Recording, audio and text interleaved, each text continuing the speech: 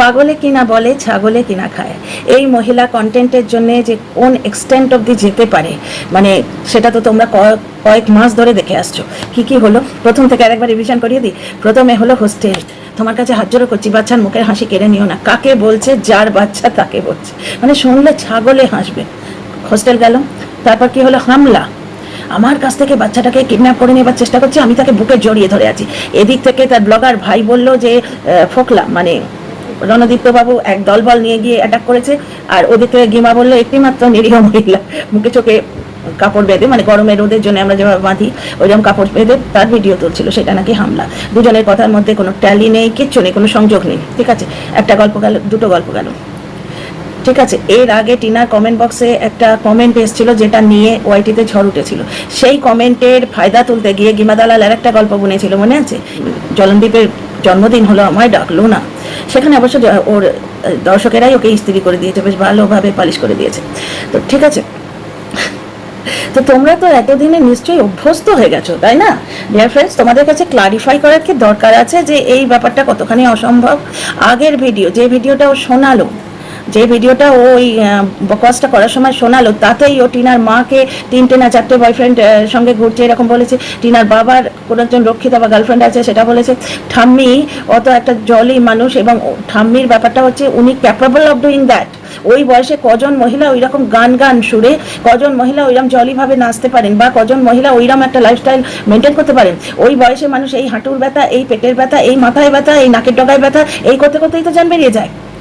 তো আমরা সেটা ঠাম্মিকে সবাই চিনি, বেশ কয়েক মাস ধরে আমরা ঠাম্মিকে দেখছি।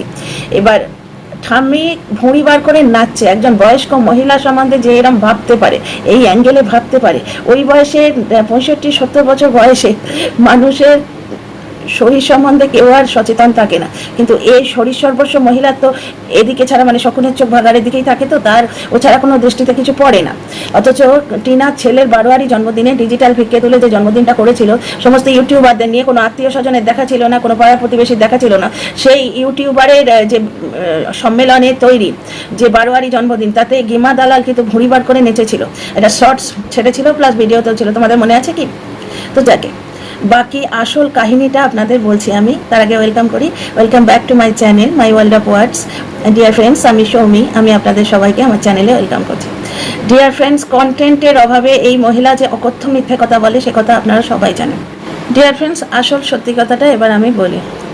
আসল সত্যি কথা কি হচ্ছে যে গিমা দালাল কোনো মতেই চায় না ডিভোর্সটা হোক, বুঝতে পারছো তো? কারণ কন্টেন্ট বলতে ওর আশ্রয় কিন্তু সেই টিনা ছাড়া ভার্চুয়ালি ওর এখন আর কোনো কন্টেন্ট নেই, কোনো আশ্রয় নেই। অন্য একটা ত্রিকোণ প্রেমের কাহিনীতে ঢোকবার জন্য প্রাণপণে চেষ্টা করছিল, কিন্তু সেখানে সেই যে মেয়েটি, সেই মেয়েটির নিজস্ব চ্যানেল আছে, যথেষ্ট ভালো ওয়েল এস্টাবলিশ চ্যানেল আছে। সেই মেয়েটি টিনার মতো এত নরম স্বভাবের নয়, সে যথেষ্ট ভোকাল। সেই মেয়েটিকে যখন জবরদস্তি এরা ঢুকিয়ে দিয়েছিল তার শ্বশুর বাড়িতে, সেইখানে যাবার পর অকথা কুকথা বলতে শুরু করেছিল, লাইভ খুলে গল্প বলতে শুরু করেছিল, যেরকম টিনার কেসে করে। সঙ্গে সঙ্গে সেই মেয়েটি এবং তার হাজব্যান্ড লাইভ করে বলে দিয়েছিল যে কি ফালতু বকছে দেখো। তারা লাইভ খুলে দেখিয়ে দিয়েছিল, রিতম এইভাবে দেখাচ্ছে যে দেখুন ঝিমি বসে আছে, ওর ওপর কতটা অত্যাচার হয়েছে দেখো। তা সত্ত্বেও জোর করে দর্শকদের তোমরা ঝিমির পাশে থেকো, পাশে থেকো। ওদিকে আমরা কিন্তু রিতমের ব্লগে দেখতে পাচ্ছি যে খুব ভালোভাবে তার বার্থডে সেলিব্রেশন হচ্ছে, বুঝতে পারছো? ওই যে ত্রিকোণ প্রেমের কাহিনীটা ছিল, সেখানে ঝিমির একটি চ্যানেল আছে, ঝিমির মায়ের একটি চ্যানেল আছে, রিতমের একটি চ্যানেল আছে, রিতমের মায়ের একটি চ্যানেল আছে, এবং ঝিমির যে স্টেপ ফাদার তার একটা চ্যানেল আছে। মানে কুল মিলাকার 5টা চ্যানেল ওই একই গল্পকে ডিল করছে। Are you getting? তো সেখানে গিমা দালাল খুব সহজে গল্প বুনে পার পাবে না। ও যেই গল্প বুনছে ওদিক থেকে কিন্তু ক্লিয়ারেন্স এসে যাচ্ছে। আর দ্বিতীয় কথা হচ্ছে, টিনার কেসটা আর ওদের কেসটা সম্পূর্ণ আলাদা। রিতমের সঙ্গে বড়জোর ঈশানী বলে একটি মেয়ে আছে, যে ওর এক্স ওয়াইফ, তার সঙ্গে একটা রোমান্টিক অ্যাঙ্গেল দিতে পারো, কিন্তু রিতম কোনোভাবেই তোমার অত্যাচারী মেন্টালিটি নয়। গায়ে হাত তোলা বা মার্ডার অ্যাটেম্প্ট করা, এই অ্যাঙ্গেলগুলো নেই। টিনার কিন্তু এখানে লাইফ রিস্ক ছিল, এবং টিনা এসে যখন এই জিনিসগুলো ক্লারিফাই করেছিল অন এয়ার, যারা এত গল্প বনে তারা কিন্তু কোনো রকম জবাব দিতে পারেনি। শুধু একটি ব্যাগ নিয়ে লেগেছিল, যে ব্যাগটা তাহলে ও গোছালো কখন? ব্যাগটা তার মানে গোছায়নি, ব্যাগটা গুছিয়েছিল, মানে আবল তাবল কথা। মেইন ভিলেন ছিল ওই একটি ব্যাগ, কিন্তু এইগুলো যে বেসলেস, এগুলো হয়নি, এরকম কিছু বলতে পেরেছে? পারেনি। সুতরাং এই যে 3টে শর্ত, গিমা দালাল নিজের মূর্খামিতেই শর্তগুলো যে সত্যি জানিয়ে দিল। বুঝতে পারছেন? ওই জন্যই আমি বরাবর বলেছি ডিয়ার ফ্রেন্ডস, চালাক শত্রু ভালো মূর্খ বন্ধু থেকে। আচ্ছা, কেসটা কি হচ্ছে, টিনা ছাড়া এই দালালের গতি নেই। এর এই যে সাবস্ক্রাইবার লেভেল, এর এই যে ভিউজ, বুঝতে পারছো, প্লাস যখন তখন কারো বাড়িতে ঢুকে বসে যাওয়া, মানে জীবনে একটা এক্সাইটমেন্ট রয়েছে, তো যখন তখন তার বাড়িতে ঢুকে বসে গেল।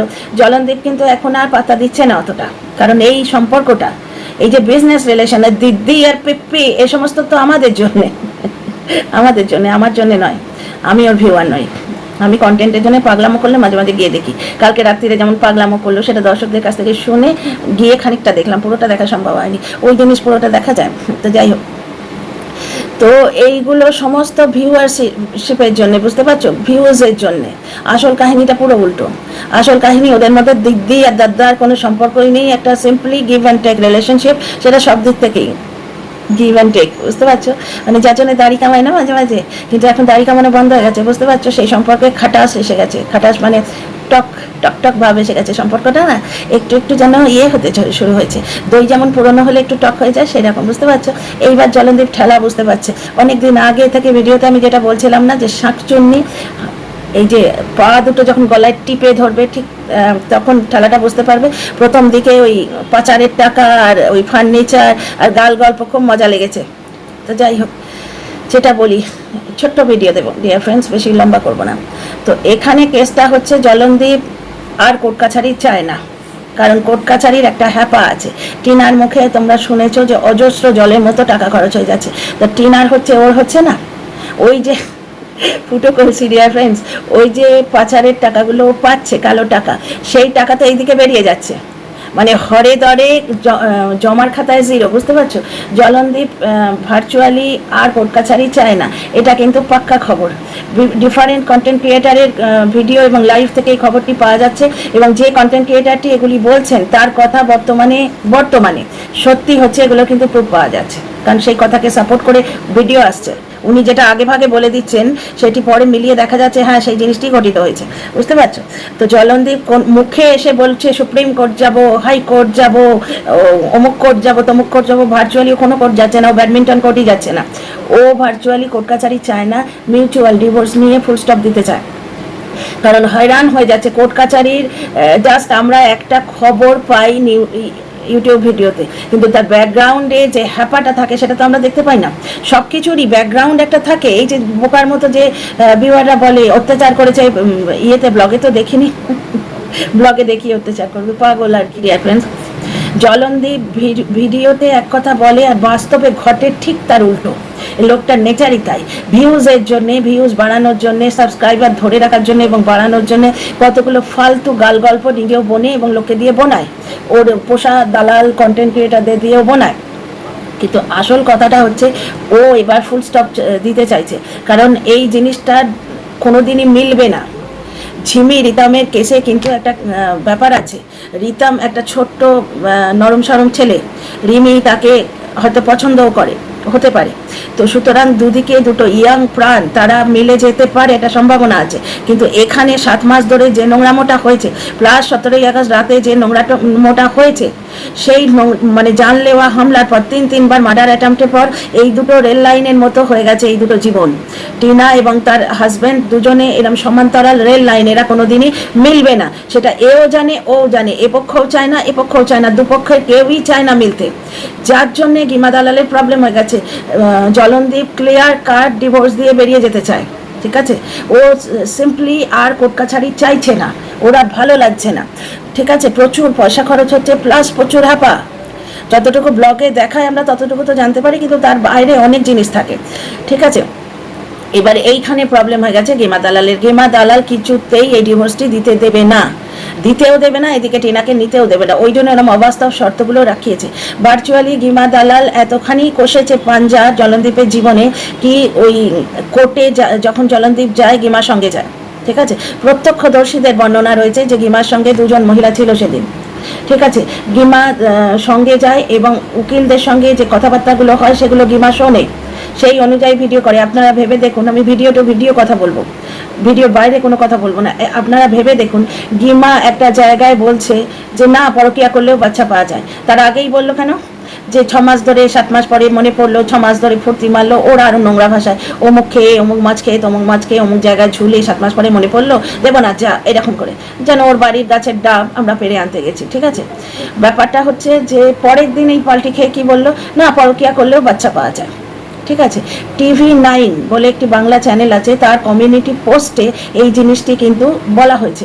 সুপ্রিম কোর্ট বা হাইকোর্ট, আমি মহামান্য আদালতের কোনো রকম ইয়ে করতে চাইছি না, মানে আমার ধৃষ্টতাতে নেই অতটা, আমি ভুলে যাচ্ছি মহামান্য সুপ্রিম কোর্ট কি মহামান্য হাইকোর্ট, এই দুটো ন্যায়ালয়ের একটা ন্যায়ালয় থেকে ওই এটা কেসটা চলছে, পার্টিকুলার হাইকোর্টে না সুপ্রিম কোর্টে আমি ঠিক এই মুহূর্তে মনে করতে পারছি না, কিন্তু তোমরা কমিউনিটি পোস্টটা গিয়ে দেখতে পারো। সেখানে একটি মেয়ে যে মা আর কি, যে পরকিয়া করেছে, টিনার মতো শুধু হোয়াটসঅ্যাপ চ্যাট নয়, তিনি পরকিয়া করেছেন।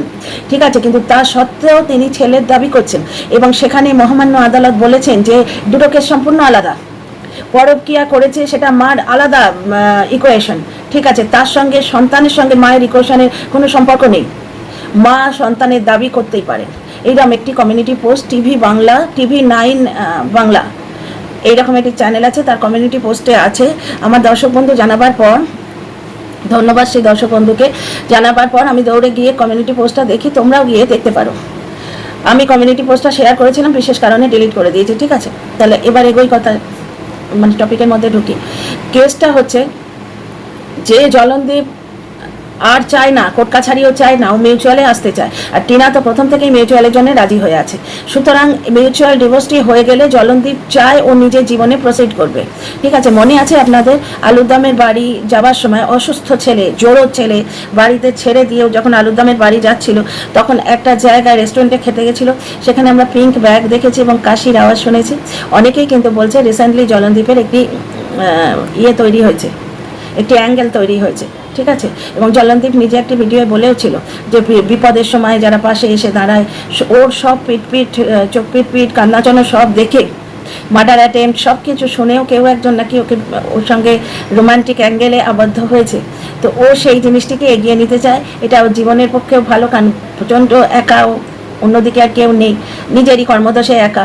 দ্বিতীয় কথা হচ্ছে ওর ব্লগের জন্যও ভালো, কারণ এই কন্ট্রোভার্সি অ্যাঙ্গেলটা চলে গেলে ব্লগে কিছু একটা মির্চ মশলা অ্যাড করতে হবে, নাহলে তো চলবে না।